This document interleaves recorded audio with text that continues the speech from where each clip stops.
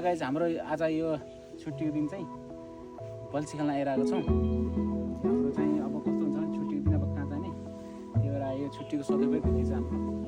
यहाँ चाहिँ धेरै छ, यहाँ व्यवस्थित गरेका छौँ हामीले चाहिँ खानेपिनाहरू छ। यहाँ चाहिँ 2टा बल्छी छ अनि भाइहरू पनि आएको छ सँगै। आज कति मर्छ हेरौँ माछा चाहिँ।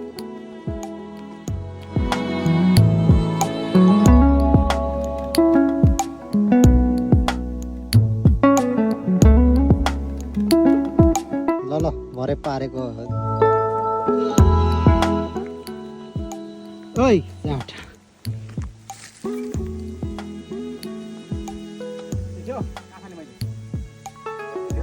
भाइ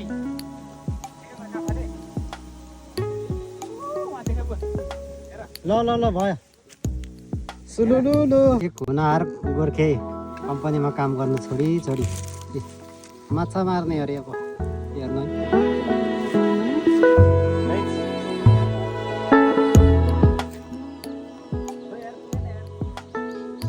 यता सिकाउरी एउटा सिक्दैछ।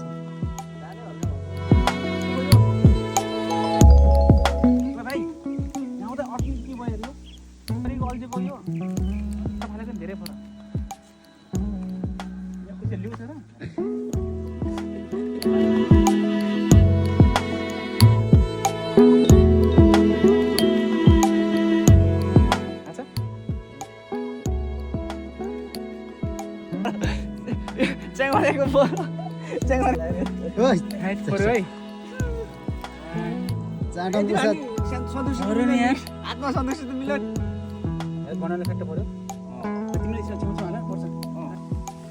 माछा पर्यो। ल फर्स्ट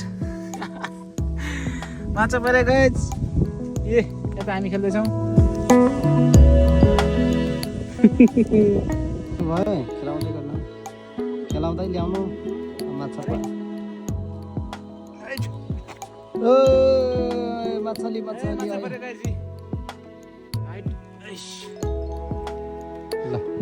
ल तपाईँलाई प्रगतिको शुभकामना। आज माछा खुवाउने भयो। ल है त गाइज हेर्नु गाइज खाऊ भने के गर्ने कान्छा बाउको शिकार भने यस्तै हो। यहाँभित्र माछा छ अरे छ त गाइज छ जस्तो लाग्छ हेरौँ है त। ओहो गाइज हेर्नु जङ्गलभित्र नि माछा फाल्दो रहेछ। हेर्नुहोस् त हेर्नुहोस् अहो जङ्गलमा माछा फलेको देख्नु भएको छ कतै? ओहो फलाउने मान्छे चाहिँ यो पर्यो कि माछा परिसकेको।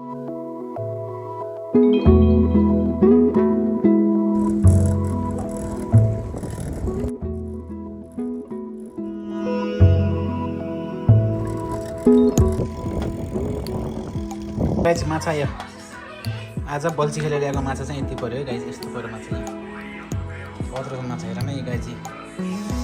बल्छी खेलेर मारेको माछा ल्याएर गाइज।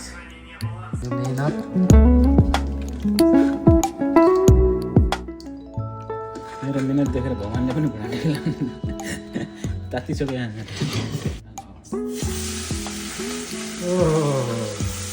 कति स्वाद आएछ अरे।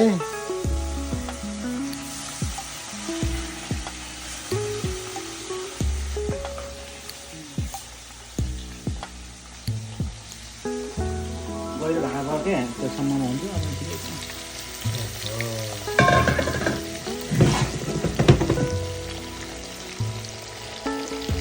यो के हो नि है